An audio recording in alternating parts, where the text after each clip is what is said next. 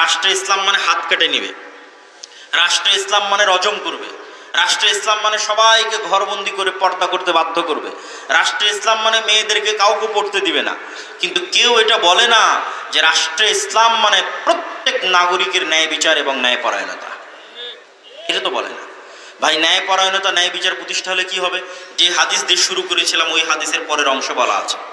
রাসূলুল্লাহ সাল্লাল্লাহু আলাইহি ওয়াসাল্লাম বলছেন, টাকার পরিমাণ এত বেশি হয়ে যাবে যে নেওয়ার মতো কোনো মানুষ থাকবে না। ঈসা আলাইহিস সালামের কথা বলা হচ্ছে। ঈসা আলাইহিস সালাম যখন হাকামান মুকসিতা, ন্যায় বিচার প্রতিষ্ঠা করবেন পৃথিবীতে, তখন টাকার পরিমাণ এত বেশি হয়ে যাবে যে কেউ নেওয়ার মতো লোক থাকবে না।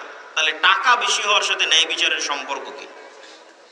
আপনাকে বুঝাই, যারা গণতন্ত্রের নামে ইসলাম প্রতিষ্ঠা করতে চায় তাদেরকে এই অংশটা খুব ভালোভাবে শুনতে হবে যে ন্যায় বিচারের সাথে টাকার সম্পর্ক কি। আজ যখন আমরা আমেরিকা যাই, ইংল্যান্ড যাই, দেখি কি সাজানো গুছানো সুচারু রূপের দেশ, কি উন্নত সিস্টেম, টেকনোলজি, ইউনিভার্সিটি। তখন এই সমস্ত পথভ্রষ্ট, ব্রেন ওয়াশড তরুণ যুবকদের মনে হয় না, আমরা আসলে অনুন্নত আছি, গরিব আছি, মিসকিন আছি ইসলামের কারণে। এরা তো ইসলাম ছেড়ে দিয়ে ধনী হয়ে গেছে। আসসালামু আলাইকুম ওয়া রাহমাতুল্লাহি ওয়া বারাকাতুহু।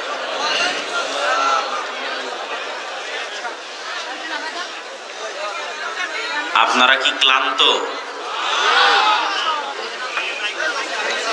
আলহামদুলিল্লাহ ওয়াহদাহ ওয়াসসালাতু ওয়াসসালামু আলা মান লা নাবিয়্যা বা'দা।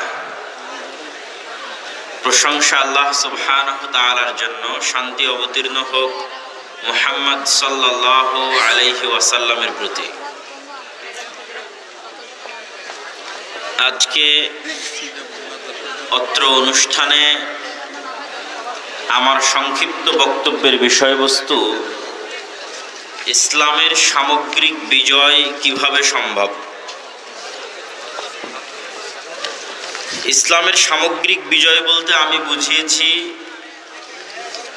শুধু ব্যক্তিগত জীবনে ইসলাম পালন, পারিবারিক জীবনে ইসলাম পালন, বিষয়টি এমন নয়, বরং ইসলামের যে নিজস্ব অর্থনীতি আছে, নিজস্ব রাষ্ট্রনীতি আছে, সেই রাষ্ট্রনীতিতে এবং অর্থনীতিতে ইসলাম পৃথিবীতে যে শান্তি ও নিরাপত্তা প্রতিষ্ঠা করতে চায়, সেই শান্তি ও নিরাপত্তা প্রতিষ্ঠার যে সামগ্রিক চিন্তা চেতনা ইসলামের, এই সামগ্রিক চিন্তা চেতনা কিভাবে প্রতিষ্ঠিত হবে।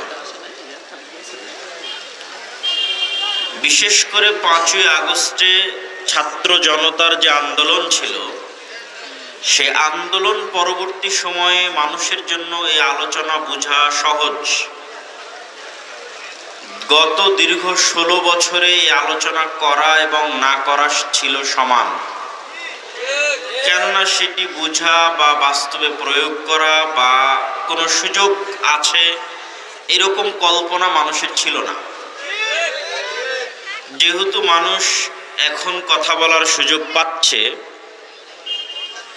এবং বিভিন্ন তন্ত্র মন্ত্র মতবাদ বাংলাদেশে প্রতিষ্ঠিত করার চেষ্টা করা হচ্ছে, সেহেতু ইসলাম কিভাবে প্রতিষ্ঠিত হবে এটি আমাদের জানা প্রয়োজন না প্রয়োজন নয়? প্রয়োজন। আপনারা যারা নিজেদেরকে আহলুল হাদিস বা সালাফি বলে পরিচয় দেন, তাদের আবার আরেকটা সমস্যা, সেটি হচ্ছে আপনারা গণতন্ত্রের বিরুদ্ধে তথা গণতন্ত্রকে শিরক এবং হারাম মনে করেন। তখন পাল্টা যখন আবার কেউ প্রশ্ন করে যে আপনি গণতান্ত্রিক পদ্ধতিতে ক্ষমতায় যাবেন না, তো রাষ্ট্রে ইসলাম প্রতিষ্ঠা করবেন কিভাবে, তখন আহলে হাদিসদেরকে বানিয়ে দেওয়া হয় যে তারা হয়তো রাষ্ট্রে ইসলাম প্রতিষ্ঠার শত্রু। কিন্তু বিষয়টি কি তেমন? আসলে তেমন নয়। তাহলে কি আমাদের জানা দরকার আছে না নাই? আবার যখন আপনারা বলবেন যে আমি দাওয়াতি কাজের মাধ্যমে রাষ্ট্রে ইসলাম প্রতিষ্ঠা করতে চাই, তখনও এটি যুবক সমাজের মানুষের বিবেকে, ব্রেনে ধরে না। কিভাবে দাওয়াতি কাজের মাধ্যমে রাষ্ট্রে ইসলাম প্রতিষ্ঠা হবে? তখন আমাদের দাবিটা শুধু দাবি থেকে যায়। সেটির পক্ষে লজিক দাঁড় করানো এবং বাস্তবে সেটি নিয়ে কাজ করার মতো কোনো পরিবেশ আমি আমার বুদ্ধিতে, আমার চিন্তা চেতনায়, গবেষণায় দেখিনি। এটি আমাদের একটি দুর্বলতা।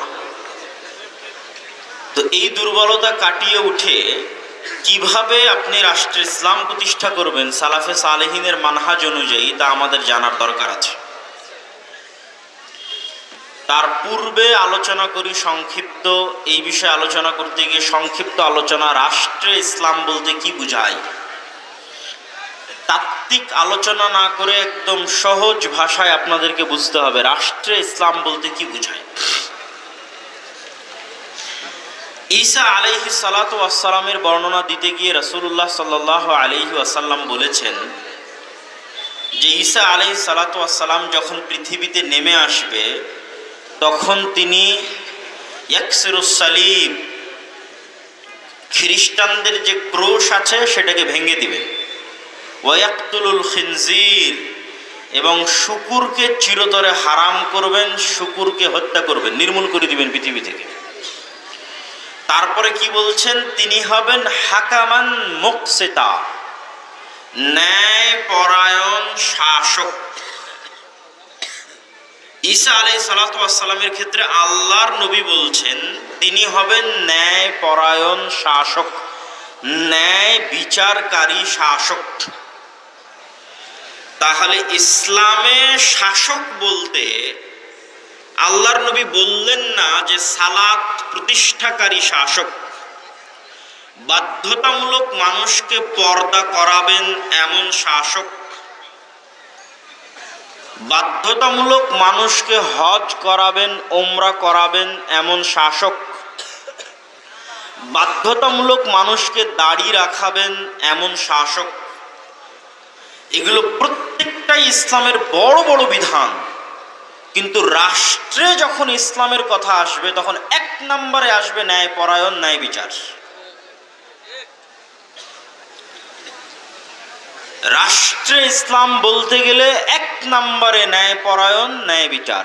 ন্যায়পরায়ণ, ন্যায় বিচার মানে ইহুদিও ন্যায় বিচার পাবে, হিন্দু ন্যায় বিচার পাবে, মুশরিকও ন্যায় বিচার পাবে, মুসলিমও ন্যায় বিচার পাবে, অমুসলিমও ন্যায় বিচার পাবে।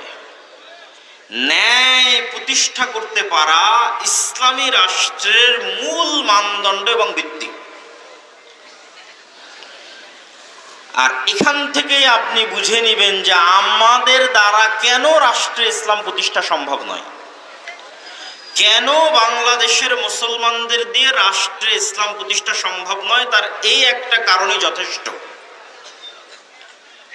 সেটি কি, যেহেতু রাষ্ট্রে ইসলাম প্রতিষ্ঠা মানে সর্বপ্রথম ন্যায়পরায়ণতা, ন্যায় বিচার, তো মুসলমানের মধ্যেই তো ন্যায়পরায়ণতা নাই, ন্যায় বিচার নাই, তো তাকে দিয়ে আল্লাহ কি রাষ্ট্রে ইসলাম প্রতিষ্ঠা করাবেন? আল্লাহ করাবেন না। সালাত দিয়ে আমার মতো আপনার মতো মুসলমান জান্নাতে চলে যাবে, তাওহীদ দিয়ে আমার মতো আপনার মতো মুসলমান জান্নাতে চলে যাবে, কিন্তু রাষ্ট্রের মালিক হবে যদি ন্যায়পরায়ণতা না থাকে। আর সে রাষ্ট্রের মালিক হয়ে যাবে সালাত দিয়ে, রাষ্ট্রের মালিক হয়ে যাবে তাওহীদ দিয়ে, অসম্ভব। তাহলে সালাত এবং তাওহীদ অবশ্যই ইসলামের গুরুত্বপূর্ণ অঙ্গ। কিন্তু এমনও হাজারো মানুষ আছে যারা সালাত আদায় করার পরও মুনাফিক, তাওহীদে বাহ্যিক ঈমান আনয়নের পরও মুনাফিক। এমনও লাখো মুসলমান আছে যারা হজ এবং উমরা করার পরও মুনাফিক। আমি বলিনি, আল্লাহর নবী বলেছেন সালাসুম মান কুন্না ফীহ, তিনটে বৈশিষ্ট্য অথবা চারটে বৈশিষ্ট্য যার মধ্যে পাওয়া যাবে সে মুনাফিকান খালিসা, নিষ্কলুষ নির্ভেজাল মুনাফিক। যদিও সালাত আদায় করে, যদিও সিয়াম পালন করে, তবুও মুনাফিক, খালেস নির্ভেজাল মুনাফিক। ইযা হাদ্দাসা কাযাবা, যখন কথা বলে মিথ্যা বলে। ওয়াইদা ওয়াদা আখলাফা, যখন ওয়াদা করে ভঙ্গ করে। ওয়াইদা তুমিনা খানা, যখন দায়িত্ব দেওয়া হয় দায়িত্বের সাথে আমানত রাখা হয়, আমানতের খেয়ানত করে। তাহলে সে সালাত আদায় করলেও মুনাফিক, সিয়াম পালন করলেও মুনাফিক, হজ করলেও মুনাফিক, উমরা করলেও মুনাফিক। তাহলে সে সালাত আদায় করে কথা বলল মিথ্যা, আমানতের খেয়ানত করলো। তো আমানতের খেয়ানত করে মানুষের কাছে মাপ চেয়ে আল্লাহ যদি মাফ করে দেয় জান্নাতে চলেও যেতে পারে। কিন্তু এই আমানতের খেয়ানতকারী এই নামাজিকে আল্লাহ কখনো রাষ্ট্র ক্ষমতা দিবে না। কেননা ও কি প্রতিষ্ঠা করতে পারবে না? কথা বলেন না কেন? কি প্রতিষ্ঠা করতে পারবে না? ন্যায় বিচার প্রতিষ্ঠা করতে পারবে না। ফলত প্রথম চান্সেই রাষ্ট্র ক্ষমতার মালিক হওয়ার অযোগ্য বলে বিবেচিত হয়েছে কার নিকটে? আল্লাহ নিকটে। তাহলে আমরা মুসলমানেরা রাষ্ট্র ক্ষমতায় যেতে পারছি না কেন? আমাদের মধ্যে রাষ্ট্র ক্ষমতার মালিক হওয়ার ন্যূনতম বৈশিষ্ট্যটুকু নাই। ন্যূনতম বৈশিষ্ট্য যে নাই তা মাপবেন কি দিয়ে? আপনি আপনার বাবা মারা যাওয়ার পর আপনি আপনার বোনকে পিতার সম্পত্তিতে ন্যায় পরায়ণতার সাথে বন্টন করেননি, হয় ভাগই দেননি, যদি ভাগ দিয়েছেন তবুও ন্যায় বিচার করেননি। মানে কুমিল্লা শহরের যেটা দামি জমি সেটা আপনি নিয়েছেন, আর কুমিল্লার যেটা সবচেয়ে কম দামি পানিতে ডুবে থাকা জমি সেটা আপনার বোনকে দিয়েছেন। এটা কি ন্যায় বিচার হয়েছে? আপনি কি তাহলে ন্যায়পরায়ণ? আপনি বোনের কাছে মাপ চেয়ে জান্নাতে যেতে পারবেন, কিন্তু আল্লাহ আপনাকে রাষ্ট্র ক্ষমতা দিবে? আল্লাহ আপনাকে রাষ্ট্র ক্ষমতা দিবে না। কেননা রাষ্ট্র ক্ষমতার যোগ্য হওয়ার প্রথম শর্তে মাইনাস হয়ে গেছে। তো আজ মুসলমানেরা গোলাম কেন? আজ মুসলমানেরা গোলাম এই জন্য, মুসলমানদের মধ্যে ন্যূনতম আত্মমর্যাদাবোধ, অভ্যন্তরীণ সেলফ রেসপেক্ট নাই। কেননা যে মিথ্যা বলে তার আত্মসম্মান থাকতে পারে না, যে ওয়াদা দিয়ে ভঙ্গ করে তার আত্মসম্মান থাকতে পারে না, যে দায়িত্বে খেয়ানত করে, আমানতের খেয়ানত করে, তার আত্মসম্মান থাকতে পারে না। এটা আপনার দায়িত্ব ছিল, পিতার পরে আপনি দায়িত্বশীল, এটা আপনার দায়িত্ব। এমনকি আমরা যদি নিজেদের প্রশ্ন করি যে আমরা আমাদের স্ত্রীদের প্রতি ন্যায়পরায়ণ কিনা, শতজন ফেল করবে যে তারা তাদের স্ত্রীদের প্রতি ন্যায়পরায়ণ নয়। আর রাসূলুল্লাহ সাল্লাল্লাহু আলাইহি ওয়াসাল্লাম সম্পর্কে তার স্ত্রীদেরকে জিজ্ঞেস করা হোক তিনি ন্যায় বিচারক ছিলেন কিনা তার স্ত্রীদের মধ্যে। আমরা তো আমাদের স্ত্রীর হক পর্যন্ত ন্যায় বিচারের সাথে দিতে পারিনি, কিভাবে রাষ্ট্রের মালিক হব? পরিবারের দায়িত্ব পেয়ে ন্যায় বিচার করতে পারেনি, রাষ্ট্রের দায়িত্ব নিয়ে কেমনে ন্যায় বিচার করব? আর একই অবস্থা যে সারা পৃথিবীর মুসলমানদের, তার সবচেয়ে বড় উদাহরণ কি? গত 16 বছর এমন কোন ওসি, ডিসি, এসপি, মন্ত্রী, সাব রেজিস্ট্রার, এসিল্যান্ড ছিল না যে ওসি, ডিসি, এসপি, মন্ত্রী, এসিল্যান্ড, সাব রেজিস্ট্রার হাজি নয়, উমরাকারী নয়, নামাজি নয়। তাহাজ্জুদ গুজার খুনি এমপি ছিল না? ছিল। তারপরে কি ছিল? প্রশ্ন ফাঁসের টাকা আল্লাহর রাস্তায় দান করেছে। এরকম দায়িত্বশীল ছিল না? ছিল। তাহলে আমরা আলেম ওলামা মানুষকে বুঝাতে পারিনি যে ইসলাম কি। সে মনে করেছে সে প্রশ্ন ফাঁসের টাকা আল্লাহর রাস্তায় দান করে দিবে, তার মাফ হয়ে যাবে। নাউজুবিল্লাহি মিন যালিক। অথচ সে ওই যে দায়িত্বে ছিল ওই দায়িত্বের সাথে খেয়ানত করেছে। তার দায়িত্ব ছিল এটির আমানতকে রক্ষা করা, খেয়ানত করেছে। ওসিল্যান্ড, এসপি, এসি, মন্ত্রী সব নিজ নিজ দায়িত্বের সাথে খেয়ানত করতেছে, 24 ঘন্টা খেয়ানত করতেছে। তাহলে তারা প্রশ্ন হবে, তাহলে তারা কেন সালাত আদায় করে, কেন তাহাজ্জুদের সালাত আদায় করে, কেন আল্লাহর রাস্তায় দান করে? তারা এই প্রত্যেক সালাত দিয়ে, প্রত্যেকটা আল্লাহর রাস্তায় দান দিয়ে তাদের মুনাফিকিকে ঢাকতে চায়। তারা মুনাফিক, খাঁটি মুনাফিক। কিন্তু মুনাফিকিকে ঢাকবে কি দিয়ে? মুনাফিকি ঢাকতে হজ করতে গেছে। কেন? ও তো মিথ্যুক, ও তো মানুষের সম্পদ অন্যায়ভাবে মেরে খায়, ও তো মিথ্যা কথা বলে, ও তো নিজ দায়িত্বের সাথে 24 ঘন্টা খেয়ানত করে। একজন ওসি, ডিসি, এসপি, মন্ত্রী, মিনিস্টার 24 ঘন্টা তার দায়িত্বের সাথে খেয়ানত করতেছে। তাহলে নামাজ পড়ে কেন? ও নামাজ পড়ে ও যে মুনাফিক, এই মুনাফিকি ঢাকতে। আমল দিয়ে মুনাফিকি ঢাকতে চায়। সম্মানিত উপস্থিতি, এই সমস্ত মুনাফিক মুসলিমদের আল্লাহ সুবহানাহু ওয়া তাআলা কখনো দেশ জাতি রাষ্ট্রের দায়িত্ব দিবেন না। শুধু কি স্বাভাবিক সাধারণ মুসলমান, আলেম ওলামাদের মধ্যেও সবচেয়ে বড় কমতি আছে, আমাদের মধ্যেও সবচেয়ে বড় কমতি আছে ন্যায়পরায়ণতায়। যত মতভেদ তৈরি হয়েছে, দল তৈরি হয়েছে, ভাঙ্গন তৈরি হয়েছে, এই সমস্ত দল উপদল এবং ভাঙ্গনে মাসলা মাসাইলের চাইতে বড় কারণ ন্যায়পরায়ণতা। হয় আমির জালেম, না হয় মামুর জালেম। আপনি আমার থেকে লিখে নেন, স্বাক্ষর করে দিলাম, এখানে কোনো মাসলা মাসাইল নাই, কোনো আকীদা নাই, কোনো আদর্শ নাই, একজন জালেম আর একজন মাজলুম। যে নেতা সে ন্যায়পরায়ণতার সাথে নেতৃত্ব দিতে পারেনি, সে অকেই পদ দিয়েছে যে চামচামি করেছে।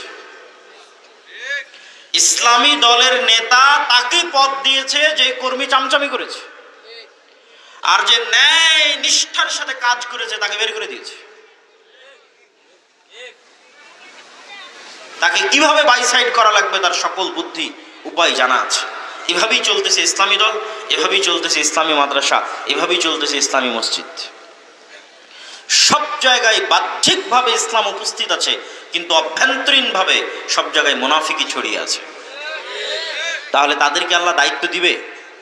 তাদেরকে আল্লাহ সুবহানাহু ওয়া তাআলা দায়িত্ব দিবেন না। এই জন্য আল্লাহ সুবহানাহু ওয়া তাআলা পৃথিবীতে কোনো নবী রাসূলই পাঠাননি যে নবী রাসূল সত্যবাদী নন, ন্যায়পরায়ণ নন। এটা হচ্ছে নবী রাসূলদের জন্মগত বৈশিষ্ট্য, অন্য বৈশিষ্ট্য নয়, জন্মগত। নবী রাসূলের জন্মই হয়েছে সত্যবাদিতার উপর, জন্মই হয়েছে ন্যায়পরায়ণতার উপর।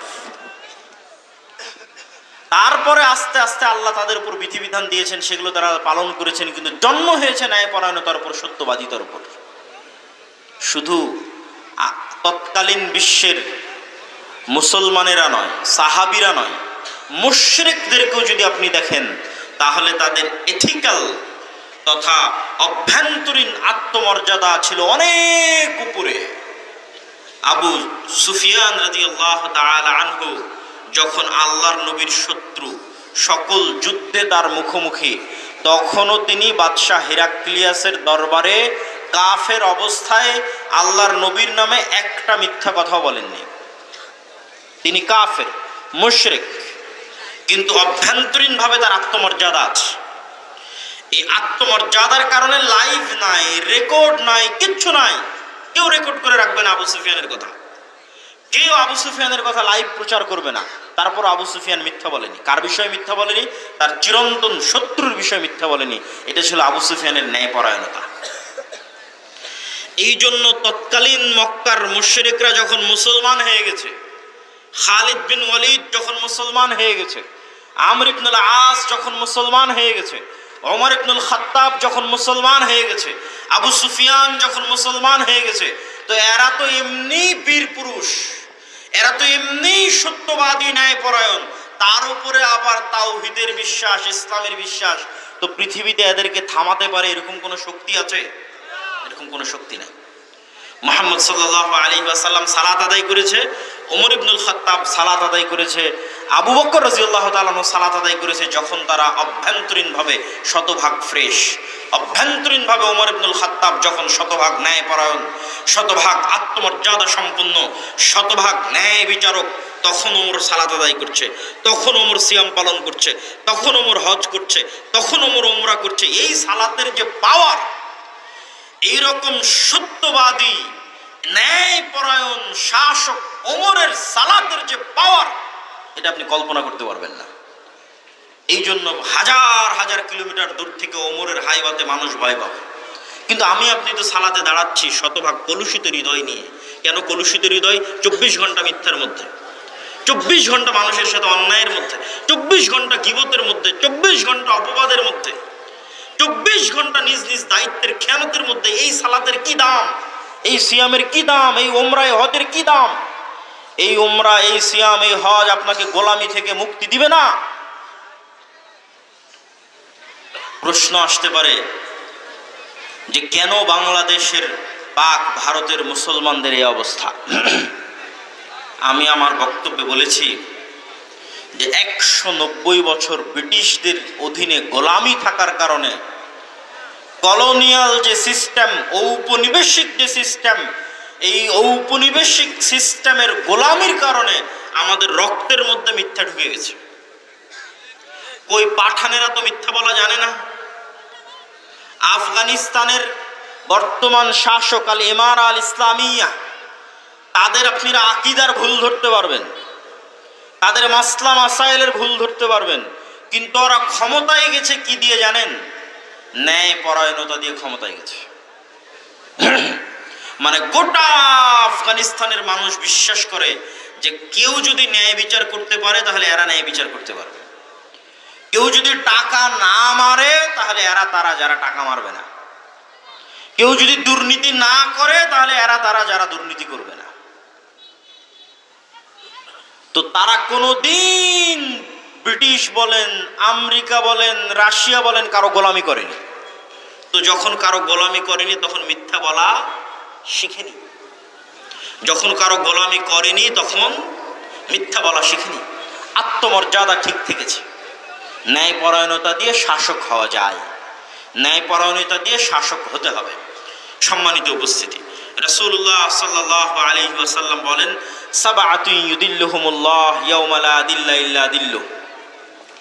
7 শ্রেণীর মানুষকে আল্লাহ সুবহানাহু ওয়া তাআলা কিয়ামতের মাঠে বিশেষ ছায়া দিবেন। তার 1 নাম্বার ইমামুন আদিল, ন্যায়পরায়ণ দায়িত্বশীল।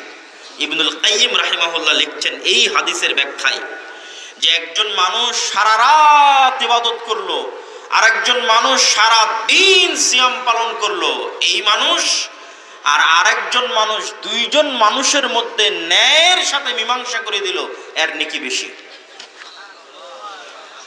দুইজন মানুষের মধ্যে মীমাংসা করে দিল কিসের সাথে? ন্যায়ের সাথে।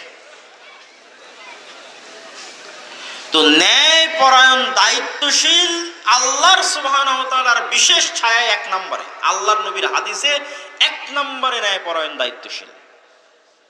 সম্মানিত উপস্থিতি, আমরা আলোচনা করছিলাম ইসলামের সামগ্রিক বিজয় কিভাবে সম্ভব, সেটি বুঝাতে গিয়ে বলছিলাম রাষ্ট্রে ইসলাম মানে কি।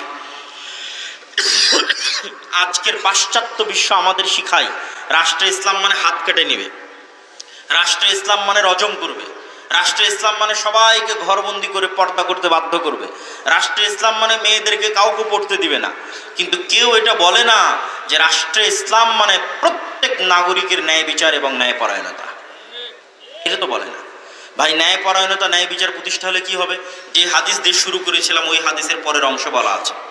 রাসূলুল্লাহ সাল্লাল্লাহু আলাইহি ওয়াসাল্লাম বলছেন, টাকার পরিমাণ এত বেশি হয়ে যাবে যে নেওয়ার মতো কোনো মানুষ থাকবে না। ঈসা আলাইহিস সালামের কথা বলা হচ্ছে। ঈসা আলাইহিস সালাম যখন হাকামান মুকসিতা, ন্যায় বিচার প্রতিষ্ঠা করবেন পৃথিবীতে, তখন টাকার পরিমাণ এত বেশি হয়ে যাবে যে কেউ নেওয়ার মতো লোক থাকবে না। তাহলে টাকা বেশি হওয়ার সাথে ন্যায় বিচারের সম্পর্ক কি? আপনাকে বুঝাই, যারা গণতন্ত্রের নামে ইসলাম প্রতিষ্ঠা করতে চায় তাদেরকে এই অংশটা খুব ভালোভাবে শুনতে হবে যে ন্যায় বিচারের সাথে টাকার সম্পর্ক কি। আজ যখন আমরা আমেরিকা যাই, ইংল্যান্ড যাই, দেখি কি সাজানো গুছানো সুচারু রূপের দেশ, কি উন্নত সিস্টেম, টেকনোলজি, ইউনিভার্সিটি। তখন এই সমস্ত পথভ্রষ্ট, ব্রেন ওয়াশড তরুণ যুবকদের মনে হয় না, আমরা আসলে অনুন্নত আছি, গরিব আছি, মিসকিন আছি ইসলামের কারণে। এরা তো ইসলাম ছেড়ে দিয়ে ধনী হয়ে গেছে। বলেন নাউজুবিল্লাহ। বক্তব্য কিভাবে মিলাবো একটু মনোযোগ দিয়ে শুনবেন।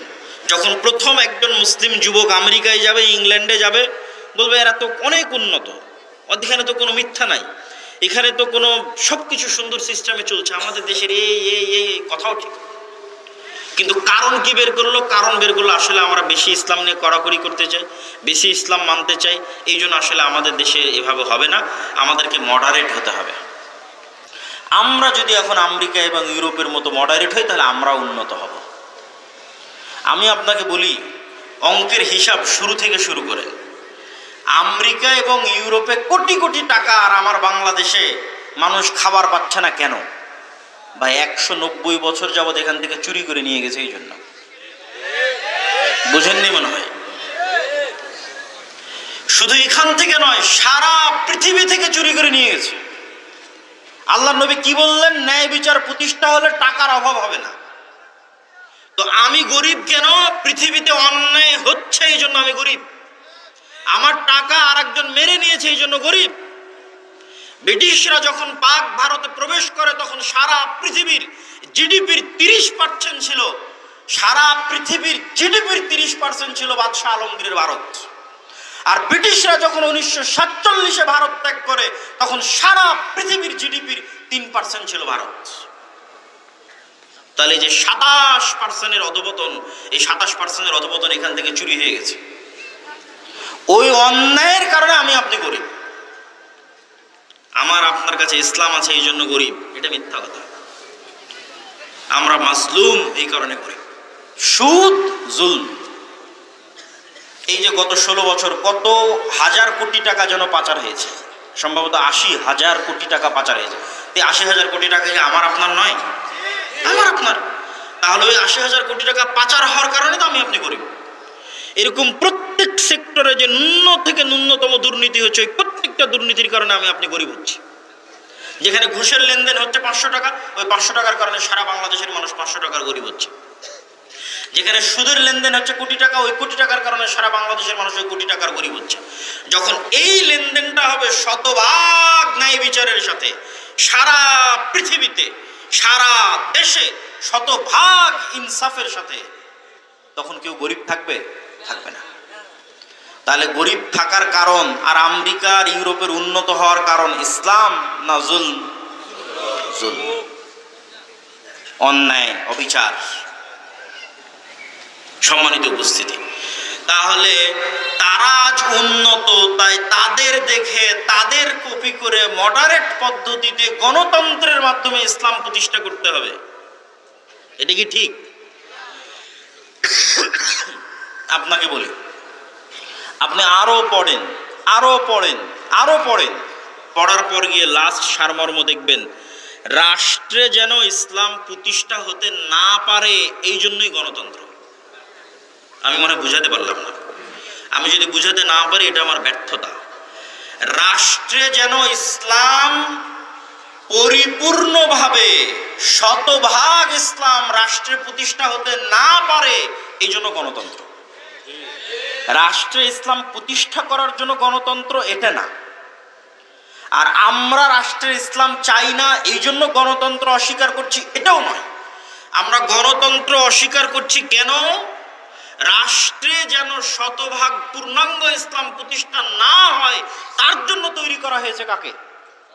গণতন্ত্রকে তৈরি করা হয়েছে, সমাজতন্ত্রকে তৈরি করা হয়েছে, ধর্মনিরপেক্ষ মতবাদকে তৈরি করা হয়েছে। এই প্রত্যেকটা মতবাদকে পৃথিবীতে প্রতিষ্ঠা করা হয়েছে যেন রাষ্ট্রে ইসলাম প্রতিষ্ঠিত না হয়।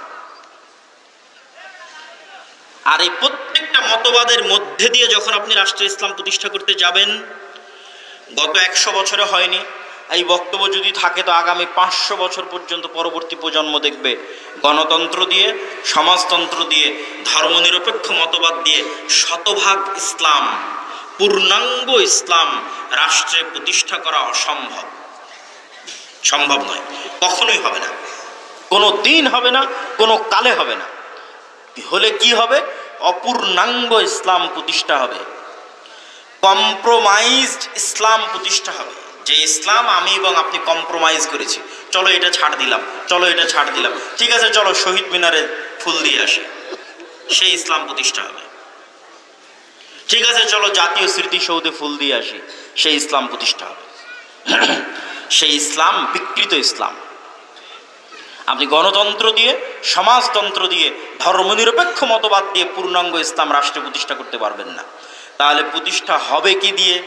আর 1 নম্বরে বলেছি আমাদের ব্যক্তিগত, সামাজিক, পারিবারিক জীবনে একটা সংশোধন লাগবে, তার নাম ন্যায়পরায়ণতা। 2 নম্বর দাওয়াতি কাজ। কেন দাওয়াতি কাজের কথা আমরা বারবার বলি? এখন যদি আল্লাহ নবী পাঠায় সেই নবীর কাজ কি হবে বলেন? কেন বললাম এই কথা আপনাকে আমি প্রশ্ন করি। মুসা আলাইহিস সালাতু ওয়াস সালাম যখন ফেরাউনের কাছে গেলেন, এত বড় মোজেজার লাঠি দিয়ে ডাইরেক্ট ফেরাউনকে হত্যা করে দিলেই তো হয়। আল্লাহ মুসা আলাইহিস সালামকে বললেই তো পারে তোমাকে লাঠি দিলাম, যাও ফেরাউনকে হত্যা করো, রাষ্ট্র ক্ষমতা দখল করো, ইসলাম প্রতিষ্ঠা করো। তা না করে এত বড় কাফের শাসকের কাছেও মুসা আলাইহিস সালামের এত ক্ষমতা থাকার পর বলা হচ্ছে দাওয়াত দাও। তাও কত দিন দাওয়াত দিল, কত বছর দাওয়াত দিল। আল্লাহ সুবহানাহু ওয়া তাআলা হুমজিক্যালি ডাইরেক্ট কোনো কিছু প্রতিষ্ঠা করতে চান না। আল্লাহ সুবহানাহু ওয়া তাআলা স্লোলি, লাতিফ, ধীর স্থির ভাবে ওই পরীক্ষার মধ্যে দিয়ে, ওই সমস্ত কষ্টের মধ্যে দিয়ে, ওই সমস্ত দুঃখ, জুলম, অত্যাচারের মধ্যে দিয়ে ইসলাম প্রতিষ্ঠা হবে। যেই জুলম, যেই অত্যাচার, যেই দুঃখ, যেই কষ্ট মুসা আলাইহিস সালাম ভোগ করেছে, যেই দুঃখ, যেই অত্যাচার, যেই কষ্ট ইব্রাহিম আলাইহিস সালাম ভোগ করেছে, যেই দুঃখ, যেই অত্যাচার, যেই কষ্ট নূহ আলাইহিস সালাম ভোগ করেছে, যেই দুঃখ, যেই কষ্ট, যেই অত্যাচার মুহাম্মদ সাল্লাল্লাহু আলাইহি ওয়াসাল্লাম ভোগ করেছে। ইব্রাহিম আলাইহিস সালামকে দিয়ে পারলে চাইলেই আল্লাহ সুবহানাহু ওয়া তাআলা যদি আগুনের মধ্যে থেকে ইব্রাহিমকে বাঁচাতে পারে যে আল্লাহ, তো সেই আগুনে আল্লাহ নমরুদকে পুড়িয়ে দিতে পারে না? দাওয়াত দেওয়ার কি দরকার? সম্মানিত উপস্থিতি, এখনো নবী প্রেরিত হলে দাওয়াত দিবে, কিন্তু নবীদের দাওয়াত আর আমাদের দাওয়াতের মধ্যে আসমান জমিন পার্থক্য আছে। এই জায়গাগুলোতেই আমাদেরকে ভুল ত্রুটি খুঁজে বের করতে হবে। নবীদের দাওয়াত আর আমাদের দাওয়াতের মধ্যে কি কি পার্থক্য? নবীরা সব সময় ক্ষমতার কেন্দ্রবিন্দুতে আঘাত করেছে, দাওয়াত দিয়েছে ক্ষমতার কেন্দ্রবিন্দুতে। আল্লাহর নবীও যখন দাওয়াত দেওয়া শুরু করেছে, মক্কার কুরাইশদের টপ লেভেলের সর্দারেরা উপস্থিত হয়েছে, সেখানে দাওয়াতের ঘোষণা হয়েছে।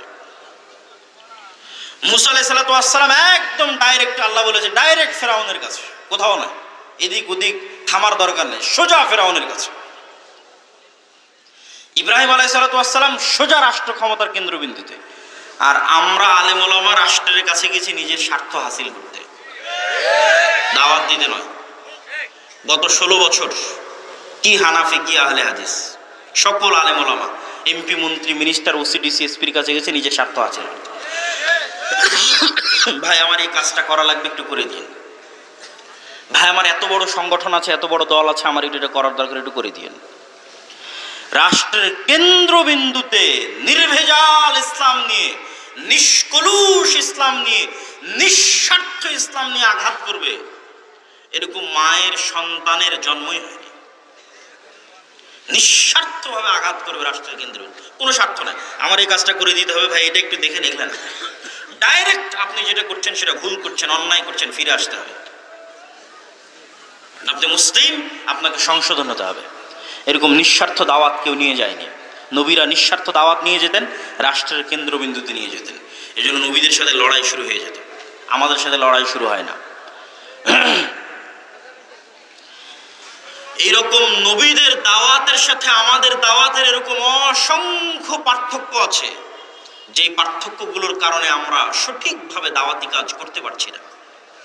1 নাম্বার ন্যায়পরায়ণতা, 2 নাম্বার দাওয়াতি কাজ, 3 নাম্বার সোশ্যাল জাস্টিস। এটা আজকে নতুন তত্ত্ব যুক্ত করে দিলাম। এই বিষয়ে এর আগেও বক্তব্য দিয়েছি, কিন্তু এই পয়েন্টটা উল্লেখ করে দিই। সামাজিক ন্যায় বিচার। সামাজিক ন্যায় বিচার আবার কি? আল আদাবুল মুফরাদ খুলে দেখেন। আল আদাবুল মুফরাদে ইমাম বুখারীর লেখা একটা বই ধারাবাহিক উল্লেখ করতে থেকেছে সমাজে আপনি কেমনে চলবেন। তার প্রত্যেকটা এমন ছোট ছোট ছোট ছোট ছোট ছোট ছোট ছোট অধ্যায়, বাপ মায়ের সাথে ভালো ব্যবহার, পাড়া প্রতিবেশীর সাথে ভালো ব্যবহার, ইয়েতিমের হক, আত্মীয় স্বজনের হক, সন্তান সন্ততির হক, স্ত্রীর হক, এই রকম বলতে বলতে বলতে বলতে বিশাল বই। মানে সমাজের প্রত্যেকটা স্তরে কি হতে পারে, সমাজ মানে কি, কয়েকটা পরিবার মিলে একটা সমাজ, পাড়া প্রতিবেশী মিলে সমাজ, পাড়া প্রতিবেশীর সাথে কি হবে, আত্মীয়ের সাথে কি হবে, বাপ মায়ের সাথে কি হবে, ভাই বোনের সাথে কি হবে, প্রত্যেকটা বিস্তর তুলে ধরেছেন ইমাম বুখারী রাহিমাহুল্লাহ। আর আল্লাহ সুবহানাহু ওয়া তাআলা তুলে ধরেছে সূরা হুজরাতের মধ্যে, যে সমাজ কেমনে চলবে। গীবতের কথা তুলে ধরেছে, গোয়েন্দাগিরির কথা তুলে ধরেছে, ঠাট্টা মশকরা উপহাসের কথা তুলে ধরেছে। সোশ্যাল জাস্টিস মানে সামাজিক ন্যায় বিচার। ব্রিটিশরা যখন, এই তত্ত্বটা কেন দিচ্ছি এটা একটু বুঝতে হবে, ব্রিটিশরা যখন ক্ষমতা দখল করলো, মুসলমানেরা যখন দেখলো যে ক্ষমতায় আমরা তাদের সাথে পাচ্ছি না, তখন মুসলমানের একটা ছোট্ট বুদ্ধি অবলম্বন করলো, যেই বুদ্ধি এখনো আপনারা অবলম্বন করতে পারবেন কিন্তু করেন না। তিতুমির এটাই করেছে, হাজী শরীয়তুল্লাহ এটাই করেছে, সৈয়দ আহমদ বেরলভী এটাই করেছে, শাহ ইসমাইল শহীদ এটাই করেছে। সেটা কি? ডিসেন্ট্রালাইজেশন, ক্ষমতার বিকেন্দ্রীকরণ। ঠিক আছে, তুমি দিল্লিতে বসে আছো, দিল্লিতে বসে থাকো। আমার ছোটনায় কি হচ্ছে এটা কি আর দিল্লিতে বসে থেকে সবসময় ব্রিটিশ সরকারের দেখার ক্ষমতা আছে? আমার প্রশ্ন কি বুঝতে পারছেন? আমার দেবিদ্বার, বুড়িচং, কোরপাই, ছোটনা এই অঞ্চলে কি হচ্ছে ওই দিল্লিতে বসে থেকে ব্রিটিশের পুলিশের 24 ঘন্টা তদারকি করার ক্ষমতা নাই। তাহলে আমি অন্তত আমার সমাজে ইসলাম প্রতিষ্ঠা রাখবো। আমার কথা কি বুঝতে পারছেন আপনারা? যে আমি অন্তত আমার সমাজে কি প্রতিষ্ঠা রাখবো? একটু কথা বলেন, কি প্রতিষ্ঠা রাখবো? ইসলাম কিভাবে প্রতিষ্ঠা রাখবেন সেটাও বলে দিচ্ছি। সমাজে কিভাবে আপনি ইসলাম প্রতিষ্ঠা রাখবেন? আল আমরু বিল মারুফ ওয়ান নাহি আনিল মুনকার, সৎ কাজের আদেশ, অসৎ কাজে বাধা, প্রত্যেক নবীর বৈশিষ্ট্য, উম্মতে মুহাম্মাদির বৈশিষ্ট্য। তো আপনার গ্রামে একটা মেয়ের বিবাহ হচ্ছে ডিমান্ড, যৌতুকের সাথে। তো আপনি ইমাম সাহেব কোন লজ্জায় সেই যৌতুকের বিবাহ পড়াচ্ছেন? আমাকে উত্তর দেন। আপনারা মুসলমান নাম নিয়ে কোন লজ্জায় সেই যৌতুকের বিবাহে অংশগ্রহণ করছেন? উত্তর দেন। আপনি জেনে বুঝে, ইমাম সাহেব জেনে বুঝে, নামাজি মুসলমানেরা জেনে বুঝে, হাজি মুসলমানেরা জেনে বুঝে, ওমরাকারী মুসলমানেরা জেনে বুঝে, দানবীর মুসলমানেরা জেনে বুঝে, হুজুর আলেম মুসলমান জেনে বুঝে সমাজে অন্যায় করছে। তাহলে এ গোলাম থাকবে না, এই জাতি গোলাম থাকবে না, তো কে গোলাম থাকবে? ওই অন্যায়ের প্রতিবাদ করেন। এটা অন্যায় হচ্ছে, প্রতিবাদ করেন। আল আমরু বিল মারুফ ওয়ান নাহি আনিল মুনকার, সৎ কাজের আদেশ, অসৎ কাজে বাধা। আপনার সমাজে অন্যায় হতে দিয়েন না। বাংলাদেশের কোনো একটা সমাজ যদি এরকম প্রতিষ্ঠিত হয়ে যায়, বাংলাদেশের কোনো একটা দল যদি এরকম প্রতিষ্ঠিত হয়ে যায়, কোনো একটা মাদ্রাসা যদি এরকম প্রতিষ্ঠিত হয়ে যায় যেখানে শতভাগ ন্যায় বিচার আছে, ওখান থেকে ইসলামের উত্থান হবে। ওখান থেকে কিসের উত্থান হবে? ইসলামের উত্থান হবে। সম্মানিত উপস্থিতি, সোশ্যাল জাস্টিস, সামাজিক ন্যায় বিচার। গত 16 বছর আওয়ামী লীগের সরকার বা গত 16 বছর যে ফ্যাসিজমের সরকার ছিল, তারা গ্রাম পর্যন্ত, পাড়া পর্যন্ত দলীয়করণ করেছে, করেনি? তথা একদম গ্রাম পাড়ায় যদি কোনো সালিশ হয় সেটাও ওই দলের নেতার মাধ্যমে, ঘুষের মাধ্যমে সালিশ হতে হবে। কিন্তু যখন এই সরকার বিদায় নিয়েছে তখন এই জায়গাগুলো শূন্য। গ্রাম পর্যায়ে পাওয়ার শূন্য, পাওয়ার খালি হয়ে গেছে। সেই পাওয়ারটা আপনারা মুসলমানেরা বসে বসে আর এক দলের হাতে দিয়ে দিচ্ছেন। আমি যদি বুঝাতে না পারি এটা আমার ব্যর্থতা। এখন সারা বাংলাদেশের গ্রাম পর্যায়ে ক্ষমতা শূন্য। কেননা গত 16 বছর যেই ফ্যাসিজম ছিল সেই ফ্যাসিজম বিদায় নিয়েছে। কিন্তু দুঃখজনক হলেও সত্য যে মুসলমানেরা বসে বসে অন্তত তাদের গ্রাম পর্যায়ের ক্ষমতা আর এক দলের হাতে তুলে দিচ্ছে। যেখানে যান সেখানেই শোনা যাচ্ছে, ভাই আগে তারা এসে চাঁদা নিত, এখন এরা চাঁদা নিচ্ছে। তাহলে তো সামাজিকভাবে অন্যায়, অবিচার আপনারা প্রতিষ্ঠা রেখেছেন। এখন কেন একটু বুক চেতিয়ে বলতে পারেন না, না আমার গ্রামে অন্যায় হবে না? এখন তো কেউ নাই। এখন তো আপনার গলা টিপে ধরবে এইরকম কোনো শক্তি নাই। তাহলে কেন আপনি আপনার গ্রাম পর্যায়ে, কেন মসজিদের ইমাম, কেন গ্রামের মাদ্রাসা, অন্তত গ্রামের সালিশের দায়িত্বটা নিচ্ছে না? ভাই নেয়নি ব্রিটিশ আমলে? পঞ্চায়েত হয়নি? আলেম ওলামা, মসজিদ মাদ্রাসার শিক্ষকেরা সালিশ করেনি? মসজিদের ইমাম সালিশ করেনি? করেছে। ব্রিটিশ আমলে ডিসেন্ট্রালাইজেশন এই কারণেই হয়েছে, বিকেন্দ্রীকরণ এই কারণেই হয়েছে। হাজী শরীয়তুল্লাহরা গ্রাম পর্যায়ে ইসলামী সালিশ প্রতিষ্ঠা করেছে, ইসলামী বিচার প্রতিষ্ঠা করেছে। এই যে ক্ষমতার শূন্যতা, এই ক্ষমতার শূন্যতাই হচ্ছে আপনাদের জন্য সুযোগ। আপনাদের গ্রাম পর্যায়ে সমাজ ব্যবস্থাকে শক্তিশালী করতে হবে, মসজিদ কেন্দ্রিক সমাজকে শক্তিশালী করতে হবে। মসজিদ কেন্দ্রিক সমাজ শক্তিশালী হবে তার 1 নম্বর ভিত্তি কি? সমাজে অন্যায় হতে দেওয়া যাবে না। তার একটা অন্যায়ের উদাহরণ দিয়েছি, যৌতুক। এরকম আরো কত অন্যায় হয় সমাজে, গ্রামে। একদল যুবক যদি দাঁড়িয়ে যায় এই পাওয়ার শূন্যতার অবস্থায়, একদল 10টা যুবকও যদি দাঁড়িয়ে যায়, আমার গ্রামে অন্যায় হতে দিব না। কিসের উমুক দল তুমুক দলের নেতা সালিশ হবে ন্যায়ের সাথে? বিচার হবে ন্যায়ের সাথে, বিয়ে শাদী হবে ন্যায়ের সাথে। প্রতিষ্ঠা করেন, রাষ্ট্রে ইসলাম প্রতিষ্ঠা হয়ে যাবে ইনশাআল্লাহ। আরো অনেক পয়েন্ট ছিল যা অন্যান্য বক্তব্যে আলোচনা করেছি। আজকে আপনাদের আমি ধৈর্যচ্যুতি চাচ্ছি না। আমার ছোট ভাই আব্দুর রহিম বিন আব্দুর রাজ্জাক আল আজহারি সে উপস্থিত হয়েছে। আমি চাই যে আপনারা বিশৃঙ্খলা সৃষ্টি না করে তার বক্তব্য পর্যন্ত শুনে অতঃপর বিদায় নেবেন। তার আগে জরুরি কয়েকটি গুরুত্বপূর্ণ কথা। আগামী 13-14 ফেব্রুয়ারি আল জামিয়া সালাফিয়া রূপগঞ্জ নারায়ণগঞ্জে ভারত, পাকিস্তান, সৌদি আরব 3 দেশেরই আলেম ওলামা থাকবে। এক ব্যতিক্রম সালাফি কনফারেন্স অনুষ্ঠিত হচ্ছে। আপনাদেরকে উক্ত সালাফি কনফারেন্সে উপস্থিত হওয়ার উদাত্ত আহ্বান জানাচ্ছি। দ্বিতীয়ত, মাসিদ আল ইতেসাম নিয়মিত পড়বেন। সম্পাদকীয়তে যা বলছি তার বেশিরভাগই সম্পাদকীয়তে লেখা আছে। সম্ভবত গত মাসের আগের মাসের সম্পাদকীয় আছে ইসলামের সামগ্রিক বিজয় যেভাবে সম্ভব। মাসিদ আল ইতেসাম নেবেন এবং নিয়মিত সম্পাদকীয় পড়ার চেষ্টা করবেন। এই মাসের সম্পাদকীয় আছে দামেস্ক বিজয়, মুসলিম উম্মাহ জেরুজালেম বিজয়ের দ্বার প্রান্তে। কেন দামেস্ক বিজয় জেরুজালেম বিজয়ের দ্বার প্রান্তে? দামেস্ক বিজয় ছাড়া কোনোদিন জেরুজালেম বিজয় হয়নি। খালিদ বিন ওয়ালিদ, আমর ইবনুল আস তারাও যখন জেরুজালেম বিজয় করেছে দামেস্ক হয়ে যেতে হয়েছে। সালাহুদ্দিন আইয়ুবী যখন জেরুজালেম বিজয় করেছে দামেস্ক হয়ে যেতে হয়েছে। তো আজ দামেস্ক মুসলমানেরা বিজয় করেছে, মানে এই দামেস্ক সেই দামেস্ক যার সম্পর্কে রাসূল সাল্লাল্লাহু আলাইহি ওয়াসাল্লাম হাদিসে বলেছে যে কিয়ামতের পূর্ব মুহূর্তে ভয়ঙ্কর যে যুদ্ধ হবে, সে ভয়ঙ্কর যুদ্ধে মুসলমানদের হেডকোয়ার্টার হবে দামেস্ক। কোন ভয়ঙ্কর যুদ্ধ? যে ভয়ঙ্কর যুদ্ধে 12টা পতাকার নিচে না 80টি পতাকার নিচে ঐক্যবদ্ধ হবে খ্রিস্টানরা, যার প্রত্যেকটা পতাকার নিচে 12,000 করে সৈন্য থাকবে। এবং এত ভয়াবহ যুদ্ধ হবে যে একটা বংশে যদি 100 জন মানুষ থাকে তার 99 জনই মরে যাবে, একজন বেঁচে থাকবে। একটা পাখি যদি আকাশে 1 মাস উড়ে লাশ শেষ হবে না। এই ভয়ঙ্কর যুদ্ধ হবে। সম্মানিত উপস্থিতি, সেই দিন মুসলমানদের হেডকোয়ার্টার হবে দামেস্ক। দামেস্ক বিজয় হলে জেরুজালেম বিজয় হয়। তো এই বিষয়ে সম্পাদকীয় পাবেন এই মাসের মাসিক আল ইতেসামে। পাশাপাশি আদ-দাওয়া ইলাল্লাহ মসজিদ ভিত্তিক মক্তব। যদিও আমাদের সফরগুলো বেশিরভাগ উত্তরবঙ্গে হয়েছে, কেন আমরা উত্তরবঙ্গটা কভার করতে চেয়েছি আগে, রংপুর এবং রাজশাহী বিভাগ। এই জন্য আপনাদের এদিকে সেভাবে সফরেও আসতে পারিনি, আপনাদের মসজিদের মক্তবগুলো উদ্বোধনও করতে পারিনি। তারপরেও সরাসরি মক্তব প্রশিক্ষণে অংশগ্রহণ করার সুযোগ আছে। অফিসে কল দিয়ে আপনাদের মক্তবের শিক্ষককে পাঠিয়ে দিবেন ট্রেনিংয়ে। যাওয়া আসা থাকা খাওয়া সবই ফ্রি। তারা আসবে এবং আপনার সন্তানদেরকে দিন শিখাবে।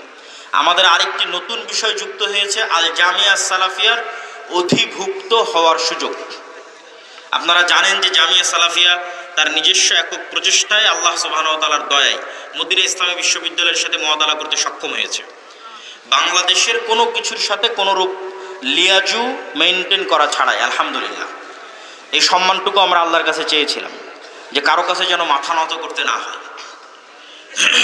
কারো কাছে মাথা নত করা ছাড়াই সরাসরি জামিয়া সালাফিয়া তার নিজ যোগাযোগে মুআদালা করবে, এটি যেন আল্লাহ তৌফিক দেয়, এটি আল্লাহর কাছে আমরা চেয়েছিলাম, আল্লাহ দিয়েছে আলহামদুলিল্লাহ। তারপর পরে আমরা ঘোষণা দিয়েছি সারা বাংলাদেশের যে সমস্ত প্রতিষ্ঠান গত 5-6 বছর যাবৎ আমাদের শাখা হওয়ার জন্য এসেছে ঘুরেছে, আমরা শাখা হওয়ার অনুমতি দেইনি, বলেছি এখন আমরা শাখা করি না, তাদেরকে আমরা সুযোগ দিচ্ছি আল জামিয়া সালাফের অধিভুক্ত হওয়ার। এবং ইতিমধ্যেই ঘোষণার 1 মাসের মধ্যেই 12টি মাদ্রাসা আল জামিয়া সালাফিয়ার অধিভুক্ত হয়েছে আলহামদুলিল্লাহ। আর এই 12টি মাদ্রাসার শিক্ষকদের ট্রেনিংয়ের ব্যবস্থা আমরা করেছি। এই জানুয়ারির প্রথম সপ্তাহে তাদের ট্রেনিং হচ্ছে জামিয়া সালাফিয়া ডাঙ্গিপাড়া পাওয়া রাজশাহীতে। জামিয়া সালাফিয়ার অধিভুক্ত হওয়ার ক্ষেত্রেও আমরা দাওয়া ইলাল্লাহর সেই পলিসি মেনটেন করার আমাদের ইচ্ছা আছে। কি সেই পলিসি? আমরা মাদ্রাসাগুলো থেকে কিছু চাই না, আমরা যেন আরও দিতে পারি। বলেন আল্লাহ যেন আমাদের সেই তৌফিক দান করে, আল্লাহুম্মা আমিন। বহু বোর্ড আছে তারা বরং মাদ্রাসা থেকে কিছু চার্জ করে। আমরা যেমন মক্তব এবং মক্তবের শিক্ষকদের থেকে কিছু নিয়ে নিয়ে আরও দিচ্ছি।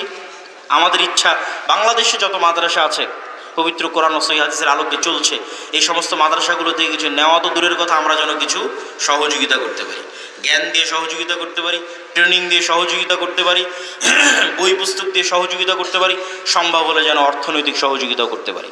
আল্লাহ সুবহানাহু ওয়া তাআলা যেন আমাদের সেই তৌফিক দান করে, আল্লাহুম্মা আমিন। সম্মানিত উপস্থিতি, বক্তব্যগুলো বোঝার চেষ্টা করবেন, বিশেষ করে তরুণ ছাত্র যুবক সমাজ, এবং বক্তব্যের উপর আমল করার চেষ্টা করেন।